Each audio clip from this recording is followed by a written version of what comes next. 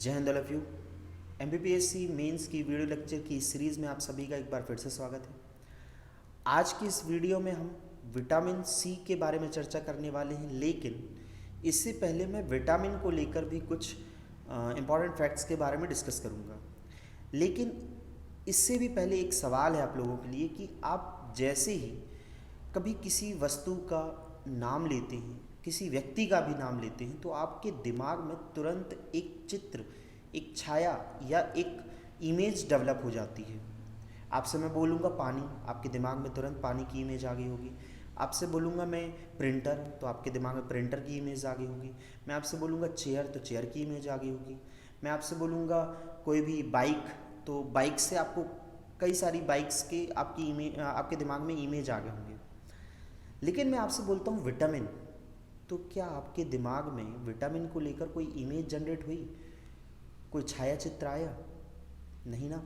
तो यही एक जो कमी है हमारे अंदर, जिसको मैं आज पूरी करने की कोशिश करूँगा, इस कमी को हटाने की कोशिश करूँगा कि आप किस तरह से विटामिन को बहुत अच्छे से अपने दिमाग में रख सकते हैं। और जैसे ही यहाँ पर आपके सामने विटामिन वर्ड आता है तो आप तुरंत उसको इमेजिन कर पाएंगे। कोशिश करूँगा कि आपके दिमाग में कोई इमेज जनरेट हो, कोई ऐसी इन्फॉर्मेशन जनरेट हो जो इन्फॉर्मेशन आपको हमेशा के लिए याद हो, इसे आपको रटना ना पड़े। तो उसी को हम यहाँ पे आज के इस वीडियो में कवर करेंगे। लेकिन उससे पहले यदि आप हमसे फेसबुक या यूट्यूब से जुड़ना चाहते हैं तो आपको टाइप करना होगा सिद्धार्थ यादव एजुकेशन।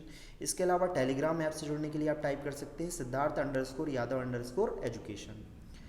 चलिए, सबसे पहले यहाँ पे ये समझते हैं कि हमारा जो शरीर है, हम बहुत सारे काम करते हैं जिसके लिए हमें ऊर्जा की आवश्यकता होती है, और ये ऊर्जा हमें प्राप्त कहाँ से होती है।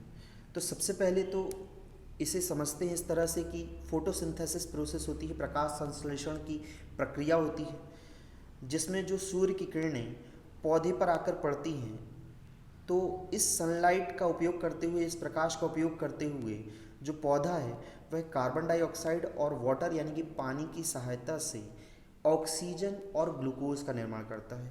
ये बहुत ही आसान भाषा में प्रकाश संश्लेषण को मैंने यहाँ आपसे डिस्कस किया है कि यहाँ पे जो सूर्य का प्रकाश है, जो वातावरण में कार्बन डाइऑक्साइड है जो कि आप अपनी बॉडी से रिलीज़ भी करते हो, और जो हमारी पृथ्वी में पानी है, इसका उपयोग करते हुए ये पौधा कोई भी हो सकता है, अलग अलग प्रकार के पौधे होते हैं, कोई भी पौधा प्रकाश जिसमें हरी पत्तियों के द्वारा प्रकाश संश्लेषण की प्रक्रिया को पूरा किया जाता है।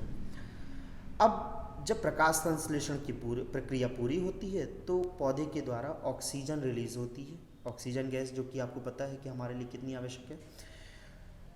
इसके अलावा जो पौधा है ये ऊर्जा के रूप में या भोज्य पदार्थ के रूप में ग्लूकोज कह सकते हैं, आप उसे शर्करा कह सकते हैं, शुगर कह सकते हैं, जो भी आप कहना चाहें, इसका निर्माण करता है।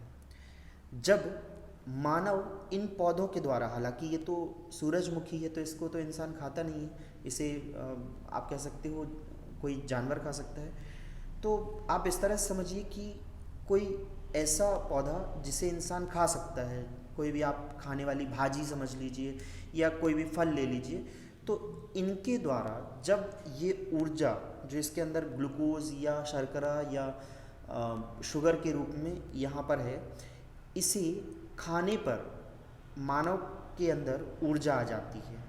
मतलब मानव को जब भूख लगती है तो वह भोजन ग्रहण करता है और उसके अंदर ऊर्जा आ जाती है। ये ऊर्जा आप एक तरह से देखेंगे तो इन पौधों के द्वारा ही प्रदान की जा रही है। लेकिन मान के चलिए कि इस पौधे को किसी जानवर ने खा लिया, और जब किसी जानवर ने कहना चाहिए कि पौधे को खा लिया, तो ये ऊर्जा उस जानवर में आ जाएगी। लेकिन मानव ऐसा भी है जो शाकाहारी भी है, जो मांसाहारी भी है। तो अब मानव उस जानवर को यदि खा ले तो उस जानवर में जो ये ऊर्जा गई थी, अब उस जानवर के थ्रू मानव के पास आ गई। मतलब आप इसे प्रत्यक्ष और अप्रत्यक्ष तौर पे ये कह सकते हो कि मानव के अंदर चाहे वो पौधा खाए चाहे वो जानवर खाए, ये ऊर्जा आ जाती है। लेकिन ये जो ऊर्जा आती है जो भोज्य पदार्थ को खाने पर, चाहे वो शाकाहारी भोज्य पदार्थ हो या मांसाहारी भोज्य पदार्थ हो, तो ये जो ऊर्जा आती है इसे शरीर के विभिन्न अंगों तक कैसे पहुंचाया जाता है। हमारे शरीर में अलग अलग अंग होते हैं, जैसे कि आपको ये सब दिखाई दे रहे होंगे। तो ये जो अंग है, जैसे कि ये दिल हो गया, यहाँ पे हार्ट हो गया, ब्रेन हो गया, लंग्स हो गए, और भी ये बड़ी आंत छोटी आंत आप बोल सकते हो, यहाँ पे ये छोटी आंत है, ये बड़ी आंत है।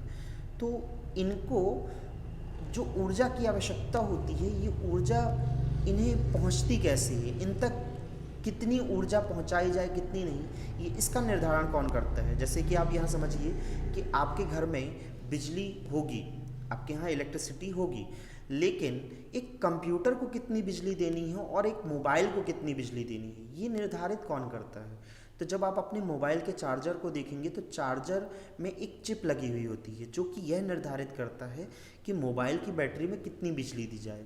इसी तरह से कंप्यूटर में भी सीपीयू होता है, और कंप्यूटर को लगाने से पहले भी हम वहाँ पे जो स्टेबलाइज़र होता है उसका भी उपयोग कर सकते हैं, ताकि यह निर्धारित करे कि कितनी बिजली उस कंप्यूटर को दी जाए। मतलब बिजली का अमाउंट कितना भी हो घर के अंदर, यानी कि जो तार में जो बिजली दौड़ रही है उसमें कितना भी अमाउंट हो, लेकिन हमारे जो उपकरण हैं जैसे कि कंप्यूटर या मोबाइल, इसमें कितनी बिजली की आवश्यकता होती है, यह उसके अंदर लगी हुई चिप के द्वारा निर्धारित होता है। इसी तरह हमारी बॉडी में भी इस प्रकाश संश्लेषण के द्वारा जो पौधों में ऊर्जा आई है, इसे ग्रहण करके वो ऊर्जा हमारी बॉडी के अंदर तो आती है, लेकिन इसके अलग अलग अंगों तक कितनी ऊर्जा की आवश्यकता है, इसका निर्धारण यदि कोई करता है तो वह कौन करता है, तो वह करता है उपापचय यानी कि मेटाबॉलिज्म। जी हाँ, मेटाबॉलिज्म हमारे शरीर का वह भाग है, या कह सकते हैं वह एक रासायनिक प्रक्रिया है जिसके द्वारा हमारे हमारे अंगों तक एक निश्चित मात्रा में ऊर्जा पहुंचाई जाती है। मतलब हमारे ब्रेन को जितनी ऊर्जा की आवश्यकता होगी या हमारे हार्ट को जितनी ऊर्जा की आवश्यकता होगी उतनी ऊर्जा दी जाएगी, और यह ऊर्जा जो प्रदान की जाती है, जिस रासायनिक प्रक्रिया के द्वारा प्रदान की जाती है, वह है मेटाबॉलिज्म यानी कि उपापचय। ठीक है, तो अब आप समझ गए होंगे कि ऊर्जा हमारे बॉडी तक पहुंचती है, लेकिन उसे या उस ऊर्जा को हमारे विभिन्न अंगों तक पहुंचाने की जो रासायनिक प्रक्रिया होती है वह मेटाबॉलिज्म या उपापचय कहलाती है। सो होपफुली मेटाबॉलिज्म और उपापचय समझ गए होंगे। लेकिन ऐसा क्या होता है मेटाबॉलिज्म या उपापचय की प्रक्रिया में कि जो वह शरीर में निर्धारित ऊर्जा की मात्रा को पहुंचाता है। तो इसके लिए आप समझिए कि जब उपापचय की प्रक्रिया होती है तो जो फोटोसिंथेसिस के द्वारा यानी कि प्रकाश संश्लेषण की प्रक्रिया के द्वारा जो शर्करा यानी कि ग्लूकोज यानी कि शुगर मानव शरीर में आती है, तो इस शर्करा या शुगर या ग्लूकोज को उपापचय की प्रक्रिया के द्वारा तोड़ा जाता है और इससे आवश्यक पोषक तत्व प्राप्त किए जाते हैं।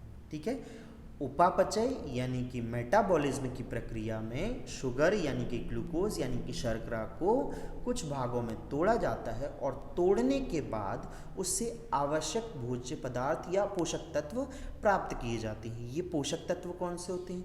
ये पोषक तत्व होते हैं प्रोटीन, खनिज, विटामिन और भी बहुत सारे। तो इन पोषक तत्वों की आवश्यकता होती है अलग अलग अंगों के काम करने को लेकर, उन्हें ऊर्जा प्रदान करने को लेकर। तो इसी पोषक तत्व में एक प्रमुख पोषक तत्व है जिसे हम जानते हैं विटामिन। ठीक है, तो जो विटामिन है वह मेटाबॉलिज्म यानी कि उपापचय की प्रक्रिया के लिए एक आवश्यक तत्व होता है। अब अगर क्या हो कि विटामिन ही ना हो, समझ रहे हैं आप? मतलब कि अगर विटामिन नहीं होगा तो क्या उपापचय की प्रक्रिया पूरी होगी अच्छे से? जी नहीं, उपापचय की प्रक्रिया पूरी नहीं होगी। और यदि उपापचय की प्रक्रिया पूरी नहीं होगी तो क्या हमारे शरीर में जो एक आवश्यक मात्रा होती है अलग अलग विटामिन्स की वो मिल पाएगी? जी नहीं, बिल्कुल नहीं मिल पाएगी, जिससे हमारे जो उपापचय या मेटाबॉलिज्म में त्रुटियां उत्पन्न होने लगेंगी, उनमें सही तरीके से काम करने की क्षमता होगी नहीं। तो इसी वजह से उपापचय की प्रक्रिया बहुत आवश्यक होती है। तो इसी तरीके से आप यहाँ पे ये जो डेफिनेशन थी, इससे पहले मैं इसलिए समझा रहा था ताकि आप इसे बहुत आसानी से जोड़ पाएँ। तो अब आप समझिए कि जो मानव के द्वारा भोज्य पदार्थ को ग्रहण किया जाता है, चाहे वो फसल के रूप में हो, चाहे किसी जानवर के मांस के रूप में हो, तो उसको जब ग्रहण किया जाता है तो उससे हमें ऊर्जा तो प्राप्त होती है, लेकिन इन ऊर्जा में साथ में होते हैं पोषक तत्व। इन पोषक तत्वों के नाम हैं खनिज, विटामिन, प्रोटीन वगैरह वगैरह। तो विटामिन एक बहुत ही कम मात्रा में पोषक तत्व होता है जो हमारे शरीर के अंदर उपापचय यानी कि मेटाबॉलिज्म की प्रक्रिया को पूरा करने में सहायक होता है। ये क्या करता है कि जो हमारे शरीर में ईंधन पदार्थ है, यानी कि जो ऐसे पदार्थ या ऐसे ऊर्जावान पदार्थ हैं जिसकी आवश्यकता हमारे शरीर को हो, इनका सही उपयोग किया जाना का जो कार्य है वो विटामिन के द्वारा होता है। यदि विटामिन नहीं होगा तो उपापचय की प्रक्रिया भी सही तरीके से नहीं होगी, मेटाबॉलिज्म की प्रक्रिया भी सही तरीके से नहीं होगी। और जब मेटाबॉलिज्म की प्रक्रिया सही नहीं होगी तो हमारे शरीर में जो आवश्यक ऊर्जा जिन जिन अंगों को ज़रूरत होती है वह उन तक नहीं पहुंचेंगे, और वो पोषक तत्व भी नहीं पहुंचेंगे जिसकी आवश्यकता इन अंगों को होती है। तो जिसकी वजह से जो मेटाबॉलिज्म है वो त्रुटिपूर्ण हो जाएगा और हमारा शरीर रोगीला हो जाएगा। अतः आप ये कह सकते हो कि विटामिन होने से हमारे शरीर में वृद्धि होती है, और अगर इनकी कमी हो जाए तो हमें एक रोग होता है जिसे हम अपूर्णता रोग या डेफिशिएंसी डिसीज़ कहते हैं। सो होपफुली विटामिन यहाँ तक समझ में आया होगा। यदि आपको विटामिन अभी भी थोड़ा सा परेशान कर रहा है तो आप इस वीडियो को फिर से एक बार और दोबारा से रिपीट करके देखो ताकि आप आसानी से समझ सको। मैं फिर से एक बार समझा रहा हूँ कि हमारे शरीर में भोज्य पदार्थ हमें फलों को खाने से या फसलों को खाने से प्राप्त होते हैं। इसके अलावा मांसाहारी लोगों को जो जानवरों के मांस हैं उनको खाने से प्राप्त होते हैं। जब ये हमारे अंदर ये खाद्य पदार्थ आते हैं तो इन खाद्य पदार्थों से जो हमें ऊर्जा प्राप्त होती है, इन ऊर्जा के साथ ही हमें पोषक तत्व प्राप्त होते हैं। ये पोषक तत्व प्रोटीन, ये पोषक तत्व होते हैं खनिज, ये पोषक तत्व होते हैं विटामिन। अगर इनमें से कोई भी और भी बहुत सारे पोषक तत्व होते हैं, अगर इनमें से कोई भी पोषक तत्व हमें ना मिले तो हमारी जो उपापचय की प्रक्रिया है वह पूरी नहीं होगी, और जब उपापचय की प्रक्रिया या मेटाबॉलिज्म की प्रक्रिया सही नहीं होगी तो हमारे शरीरों में रोग उत्पन्न हो जाएंगे। तो विटामिन मेटाबॉलिज्म या उपापचय में क्या महत्व रखता है ये अब आप समझ चुके हैं। अब विटामिन की खोज कैसे हुई थी वह समझिए। क्या हुआ कि 1881 में जो निकोल आई लूनिन मतलब NI लूनिन थे, इन्होंने यह बताया कि हमारे शरीर को स्वस्थ रखने के लिए और जो स्वस्थ शरीर के लिए जो आवश्यक भोजन होता है उसमें कुछ आवश्यक पदार्थ भी होते हैं जिसकी वजह से हमारा शरीर स्वस्थ होता है। और ये पदार्थ बहुत ही सूक्ष्म मात्रा में पाए जाते हैं, लेकिन इनका महत्व बहुत ही ज़्यादा होता है। ये बात थी 1881 की, 1881 की, लेकिन उस समय इनकी बातों को इतनी ज़्यादा सराहना नहीं मिली और ना ही इतनी इम्पोर्टेंस मिली। लेकिन समय बीतने के साथ ही जब यहाँ पे क्रिस्टियन इरेकमैन ने इस पर स्टडी की तो उन्होंने इस स्टडी के द्वारा समर्थन प्रदान किया था लूनिन सर को। उन्होंने कहा कि बिल्कुल जो लूनिन सर ने कहा था वो बिल्कुल सही है, कोई ना कोई आवश्यक पदार्थ यहाँ पे हमारे भोज्य पदार्थ में होने चाहिए जो कि हमारे शरीर को स्वस्थ रखते हैं। यदि ये आवश्यक पदार्थ हमारे भोज्य पदार्थ में नहीं होंगे तो हमें कोई ना कोई रोग हो जाएगा। और इसी को लेकर इन्होंने बताया कि जो पॉलिश किए गए चावल होते हैं इससे कोई ऐसा आवश्यक पदार्थ अलग होता है या नहीं होता है जिसकी वजह से यहाँ पर बेरी नामक रोग हो रहा है। तब भी यहाँ पर विटामिन का जो नाम था वह नहीं दिया गया था, बस यहाँ पे ये माना जा रहा था कि कोई ना कोई आवश्यक पदार्थ है जिसकी ना होने से हमारे शरीर रोगीला हो रहा है। इसी अध्ययन को आगे बढ़ाया गया और यहाँ पर हॉपकिंस और फंक ने यहाँ पे विटामिन थ्योरी यानी कि विटामिन मत प्रस्तुत किया और इसमें बताया कि हमारे आहार में किसी न किसी एक विशेष विटामिन की आवश्यकता होती है, और यदि यह विशेष विटामिन नहीं हो तब हमें आसानी से कोई भी रोग पकड़ सकता है। तो विटामिन की कमी होने से हमें रोग पकड़ लेते हैं। यह इन लोगों ने अपनी विटामिन की थ्योरी में यानी कि विटामिन मत में प्रस्तुत किया था, और ये विटामिन थ्योरी प्रस्तुत की गई थी 1912 में। हालांकि जो विटामिन नाम है वो सिर्फ फंक के द्वारा ही दिया गया था। इसी वजह से जब भी आप कभी विटामिन नाम की खोज के बारे में पढ़ते हो तो फंक आता है, जबकि वो विटामिन सिर्फ नाम दिया गया था। जी हाँ, फंक को लेकर जो यहाँ पे ये कहा जाता है कि विटामिन की खोज फंक ने की थी, तो ये बात पूरी तरह से सत्य नहीं है। उन्होंने इसका नाम दिया था और इन्होंने हॉपकिंस की सहायता भी की थी, लेकिन विटामिन की खोजों को लेकर जो नोबेल प्राइज़ दिया गया था वो दिया गया था क्रिस्टियान इरेकमैन को और सर फ्रेडरिक गॉलैंड हॉपकिंस को। तो ये बात बहुत अच्छे से याद रखिएगा कि फंक को नोबेल प्राइज़ इसमें नहीं दिया गया था। यही जो हमें कंफ्यूज करता है, या कभी भी हमसे एग्ज़ाम से पूछा जाता है तो ऑप्शंस में फंक को डालते ही डालते हैं वो लोग कि आप यहाँ पे कंफ्यूज हों। लेकिन फंक ने विटामिन नाम ज़रूर दिया था, लेकिन उनको नोबेल प्राइज़ नहीं मिला था इसको लेकर।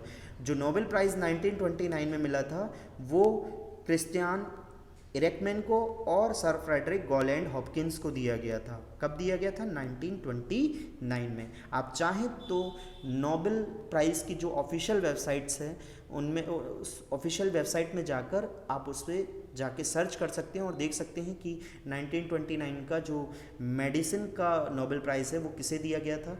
तो वो दिया गया था इन दोनों लोगों को, और ये प्राइज़, ये जो पुरस्कार था ये आधा आधा वितरित किया गया था या इनमें डिवाइड किया गया था।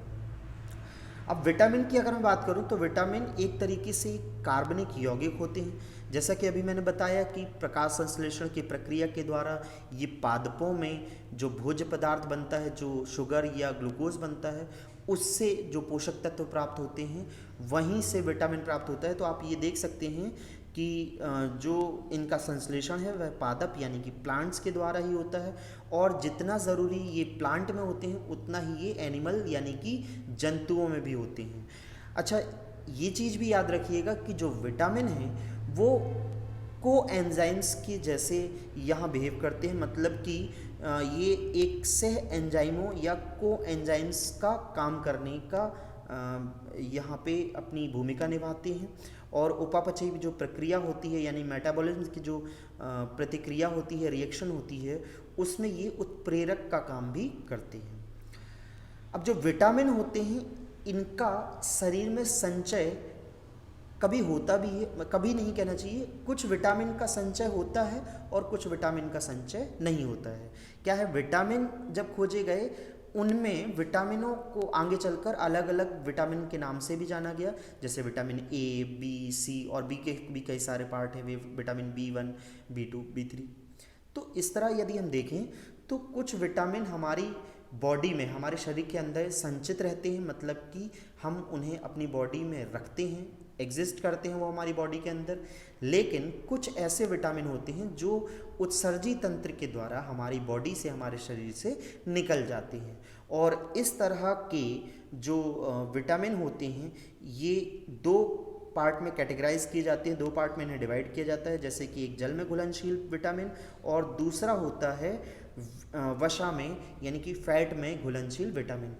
जो जल में घुलनशील विटामिन होते हैं ये उत्सर्जी तंत्र के द्वारा हमारे बॉडी से यानी हमारे शरीर से निकल जाते हैं।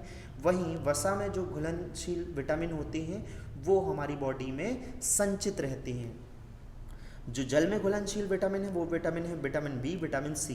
जी हाँ, विटामिन बी के अंदर जितने भी vitamin B, vitamin B1, vitamin B2, vitamin B11, vitamin B12, ऐसे जितने भी आपने विटामिन बी के प्रकार पढ़े हैं ये सब जल में घुलनशील विटामिन हैं और ये हमारे उत्सर्जी तंत्र के द्वारा बाहर निकल जाते हैं। और ऐसा ही होता है विटामिन सी के साथ। जबकि जो वसा में घुलनशील विटामिन है जैसे कि vitamin A, vitamin D, vitamin E, vitamin के, ये हमारे शरीर में संचित रहते हैं, स्टोर रहते हैं।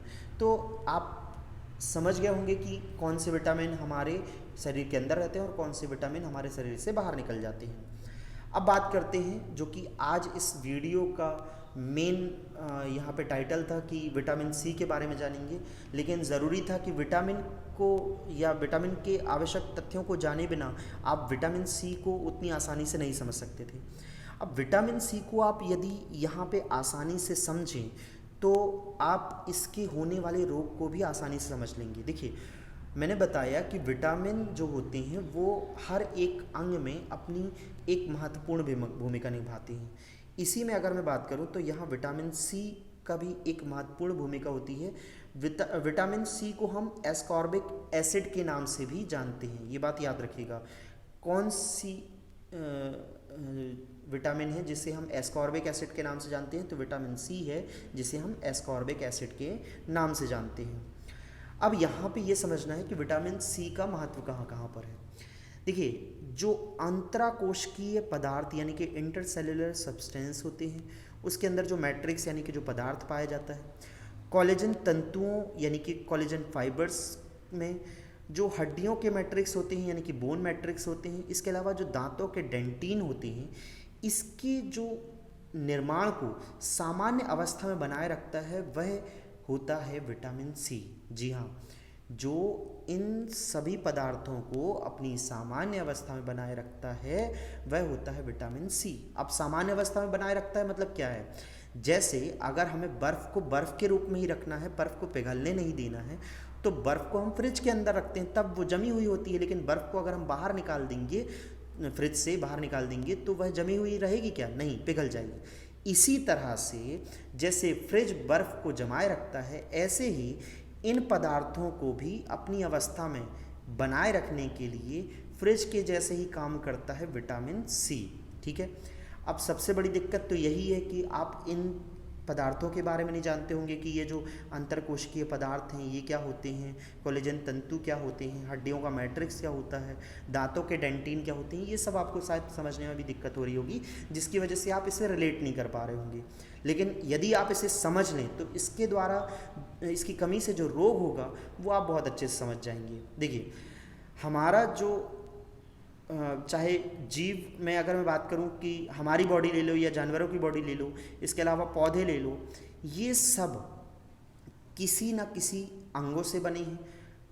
देखिए, ये इन अंगों के द्वारा, और भी बहुत सारे अंग हैं। इन अंगों की अगर मैं बात करूं तो ये अंग किसी न किसी ऊतक के द्वारा बने हुए हैं और ये ऊतक कोशिकाओं के द्वारा बने हुए हैं। तो यदि हम अपनी बॉडी के अलग अलग पार्ट्स को यहाँ पे डिस्क्राइब करें तो हमारी बॉडी जो है ये बॉडी अलग अलग अंगों से बनी हुई है। ये अंग ऊतकों से बने हुए हैं और ये जो ऊतक या टिश्यू हैं ये कोशिका से बने हुए हैं और ये अलग अलग प्रकार के होते हैं। कोशिकाएं भी अलग प्रकार की होती हैं, ऊतक भी अलग प्रकार के होते हैं, अंग भी अलग प्रकार के होते हैं। तो ये जो कोशिका है ये हमारे जीवन की सबसे सूक्ष्म इकाई माना जाता है। ठीक है। हमारे शरीर के अलग अलग अंगों के लिए अलग अलग कोशिकाएं होती हैं। अब इन कोशिकाओं को जोड़ने के लिए जिस पदार्थ की आवश्यकता होती है उसे हम बोलते हैं अंतरकोशिकीय पदार्थ के मैट्रिक्स, मतलब कि intercellular substance matrix. So hopefully ये समझ में आया होगा कि हमारी ये बॉडी है, इस बॉडी के अंदर अलग अलग जो ऑर्गन सिस्टम या अंग प्रणाली है उसके अंदर जो अलग अलग अंग हैं ये अंग बने हुए हैं ऊतकों से और ये ऊतक बने हुए हैं कोशिकाओं से और इन कोशिकाओं को जोड़ने का काम करता है अंतराकोशिकीय पदार्थ का मैट्रिक्स। ठीक है, ये समझ में आ गया। अब बात करते हैं कि कोलेजन फाइबर या कोलेजन तंतु क्या होता है। देखो, ये सिर्फ एक एग्जाम्पल है, ऐसा कई जगह पे आपको कोलेजन फाइबर का एग्जाम्पल मिल जाएगा। तो हमारी बॉडी में, ये हमारी बॉडी है, इस बॉडी में आप मसल तो जानते ही होंगे, कई बार आपने सुना भी होगा हमारी बॉडी की मसल्स के बारे में, कभी बॉडी बिल्डिंग के बारे में सुना होगा तो आपने मसल्स के बारे में सुन ही लिया होगा। तो ये जो मसल्स होती हैं इन मसल को के अंदर आपने देखा होगा टेंडन पाया जाता है। तो इसको और इस हड्डी को जो जोड़ने का काम करता है, इस टेंडन को और इस बोन यानी कि हड्डी को जो जोड़ने का काम करता है, या कहना चाहिए कि एक तरीके से इन्हें स्थिर रखने का काम करता है या सामान्य अवस्था में बनाए रखने का काम करता है, वह करता है कोलेजन फाइबर, या जिसे हम हिंदी में कहते हैं कोलेजन तंतु। ठीक है, तो इसे भी सामान्य अवस्था में बनाने के लिए किसकी आवश्यकता होती है? Vitamin C. ठीक है, चलिए अब इसके बाद हम हड्डियों के मैट्रिक्स की बात कर लेते हैं। हड्डियों के मैट्रिक्स की बात करूं तो ये जो पूरी की पूरी हड्डी दिख रही है आपको, ये हड्डी जिस पदार्थ की बनी होती है तो इसे ऑर्गेनिक और इनऑर्गेनिक सब्सटेंस या पदार्थ के द्वारा बना हुआ माना जाता है। तो ये जो पदार्थ जिस पदार्थ से ये बनी हुई होती है, इसे हम बोलते हैं बोन मैट्रिक्स या हड्डी की मैट्रिक्स। ठीक है, इसके अलावा जो अगला पार्ट है यहाँ पे कि दांतों के डेंटिन, तो डेंटिन कहाँ होता है? तो डेंटिन को आप काफ़ी अच्छे से रिलेट कर पाएंगे डेंटिस्ट के साथ। तो देखिए, ये हमारा दांत है, दांत के ऊपर ये जो परत आपको दिख रही है एनामल, ये आप कैप देख ही सकते हो, जो आपके दांत हैं वो वही यहाँ पे शो हो रहा है। इसके अंदर एक लेयर होती है, इसे हम कहते हैं डेंटिन। ठीक है, क्या कहते हैं इसे हम? डेंटिन। इसे भी अपनी सामान्य अवस्था में बने रखने के लिए विटामिन सी की आवश्यकता होती है। तो अब आप समझ गए होंगे कि मैं जिस भी यहाँ पे इमेज को लेकर डिस्कशन कर रहा हूँ, उस सभी के लिए विटामिन सी की आवश्यकता होती है। तो एक बार फिर से देख लीजिए कि यहाँ पे जो ये जीव है, इस जीव के अंदर अलग अलग अंग प्रणाली है और ये अंग हैं, और ये अंग बने हैं ऊतकों से, टिश्यूज से, और ये जो ऊतक हैं ये बने हुए हैं कोशिका से। इन कोशिका को जोड़ने के लिए हमें आवश्यकता होती है विटामिन सी, मतलब जो इसको पदार्थ होता है, इसका जो जोड़ के रखता है, इन कोशिकाओं को जोड़ के रखता है, इसका जो पदार्थ को सामान्य अवस्था को बनाए रखता है वह होता है विटामिन सी। फिर इसके बाद यदि मैं बात करूं कि ये जो टेंडन है और बोन है यानी कि हड्डी है, इसको जोड़े रखने के लिए जो मैट्रिक्स का या जो पदार्थ जोड़े रखता है, इसे भी अपनी सामान्य अवस्था में बनाए रखने के लिए किसकी आवश्यकता होती है? विटामिन सी की। फिर ये जो हड्डी है, इस हड्डी के लिए जो आवश्यक मैट्रिक्स होती है, इसे भी अपनी सामान्य अवस्था में बनाए रखने के लिए आवश्यकता होती है विटामिन सी की। फिर जो ये दांत है, इस दांत के अंदर जो ये डेंटिन है, इसे भी अपनी सामान्य अवस्था में रहने के लिए विटामिन सी की आवश्यकता होती है। तो अब आप यहाँ देख सकते हैं कि यहाँ पर किन किन चीज़ों के लिए किन किन वस्तुओं की आवश्यकता होती है, किस विटामिन की आवश्यकता होती है। तो यहाँ पे यदि मैं बात करूँ तो विटामिन सी का वहाँ पे उपयोग देख लिया। अब एक और चीज़ देखिए कि लो मेटाबॉलिज्म को नियंत्रित करके ये लाल रुधिराणुओं यानी कि रेड ब्लड सेल्स का भी निर्माण करता है। तो vitamin C red blood cells के निर्माण में भी एक महत्वपूर्ण भूमिका निभाता है। तो अब यहाँ पे आप देख चुके हो कि सामान्य अवस्था बनाए रखने के लिए जो बॉडी के अंदर जो हमारे आप ये देख सकते हो, चाहे वो कोशिकाओं को जोड़ने वाले जो पदार्थ हैं उसकी सामान्य अवस्था को बनाए रखने के लिए, जो बॉडी के अंदर टेंडन या लिगामेंट और हड्डी को जोड़ने के लिए जो पदार्थ होता है उसको सामान्य अवस्था में बनाए रखने के लिए, जो हड्डी के अंदर पदार्थ होते हैं इसको अपनी सामान्य अवस्था में बनाए रखने के लिए, जो दांत के अंदर डेंटिन होता है इसको अपनी सामान्य अवस्था में बनाए रखने के लिए, और साथ में रेड ब्लड सेल्स के निर्माण के लिए भी विटामिन सी की आवश्यकता होती है। तो कितनी जगह पर विटामिन सी की आवश्यकता होती है वह आपने देख लिया। अब अगर क्या हो कि विटामिन सी यहाँ से गायब हो जाए, क्या ये अपनी सामान्य अवस्था में होंगे? जी नहीं, बिल्कुल नहीं होंगे। और यही एक वजह है कि विटामिन सी की ना होने पर ये अपनी सामान्य अवस्था में नहीं होते हैं, और जब ये अपनी सामान्य अवस्था में नहीं होते हैं तो एक रोग उत्पन्न होता है जिसे हम कहते हैं स्कर्वी रोग। ठीक है, अगर विटामिन सी नहीं होगा हमारी बॉडी में, ये कम हो जाएगा, तो ये जो मैंने जितने भी आपको शरीर के भाग बताए ये अपनी सामान्य अवस्था में नहीं रह पाएंगे और एक रोग उत्पन्न होगा जिसे हम कहेंगे स्कर्वी रोग या स्कर्वी डिसीज। अब जहाँ जहाँ मैंने इसकी उपस्थिति या इसकी सामान्य अवस्था को बनाए रखने के लिए विटामिन सी की महत्वता को बताया था, अगर वो नहीं होगा तो यहाँ पे क्या क्या यहाँ पे आपको अंतर देखने को मिलेगा। देखिए, जब यहाँ पे स्कर्वी रोग होगा, स्कर्वी डिसीज़ होगा, मतलब कि विटामिन सी नहीं है, तो विटामिन सी नहीं होगा तो कोलेजन तंतु अपनी सामान्य अवस्था में, यानी कोलेजन फाइबर अपनी सामान्य अवस्था में नहीं रहेंगे। साथ ही अंतरकोशिकीय पदार्थ यानी कि जो इंटरसेल्युलर सब्सटेंस जो मैट्रिक्स होता है वो भी अपनी सामान्य अवस्था में नहीं रहेगा, और जिसकी वजह से यदि कोई घाव लग जाएगा हमें तो वो जल्दी नहीं भरेगा। तो पहला लक्षण आप देख सकते हैं कि यहाँ पे ये घाव नहीं भरते हैं इस रोग के होने पर। दूसरा मैंने बताया था, हड्डी के जो हड्डी जिस पदार्थ से बनी हुई होती है उसे अपनी सामान्य अवस्था में बनाए रखने के लिए विटामिन सी की आवश्यकता होती है। तो दूसरा प्रभाव देखेंगे कि जो हड्डी है और जो दांत हैं इनकी वृद्धि क्या हो जाती है, रुक जाती है, और साथ ही ये हड्डी क्या होने लगती है, कमज़ोर होने लगती है। तो इस तरह से जो टूटी हड्डी भी होती है उनका जुड़ना क्या हो जाता है, कठिन हो जाता है। तो दूसरा प्रभाव ये हो गया। इसके अलावा मैंने अभी बताया कि रेड ब्लड सेल्स का निर्माण किसके द्वारा, विटामिन सी के द्वारा होता है। तो यदि यहाँ पे विटामिन सी की कमी होगी तो रेड ब्लड सेल्स यहाँ पे निर्मित नहीं होंगे, बनेंगे नहीं, जिससे रक्त क्षीणता यानी कि एनीमिया रोग भी उत्पन्न हो सकता है। इसके अलावा जब रेड जो ब्लड सेल्स होंगे इनका निर्माण नहीं होगा तो जो रेड ब्लड या ब्लड कैपिलरीज होती हैं, रुधिर कोशिकाएं होती हैं, इनकी दीवार भी कमज़ोर हो जाएगी, और कमज़ोर होने से, इनकी दीवार कमज़ोर होने से ये फटने लगेंगी। तो इस तरह से आप देख सकते हैं कि विटामिन सी की कमी होने से जो स्कर्वी रोग होता है इसमें किस तरह से इसकी जो आवश्यकता होती है उसको पूरा ना होने के कारण इस रोगों में अलग अलग प्रभाव देखने को मिलते हैं।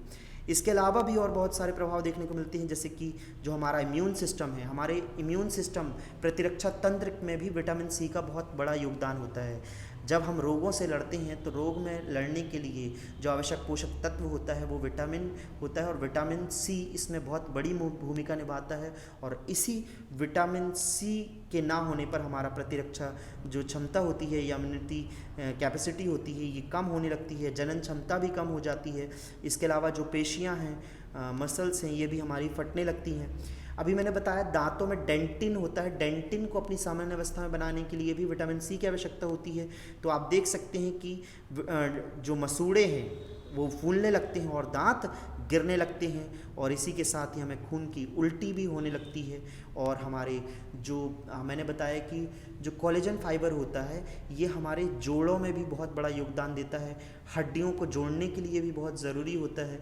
तो आप ये समझिए कि जब विटामिन सी नहीं होगा तो ये जो हड्डियों के जोड़ हैं वो आसानी से अपनी सामान्य अवस्था में नहीं रहेंगे, और इनमें क्या आने लगेगी, सूजन आने लगेगी, और इसी से हमें तीव्र ज्वर यानी कि तेज बुखार भी उत्पन्न होगा।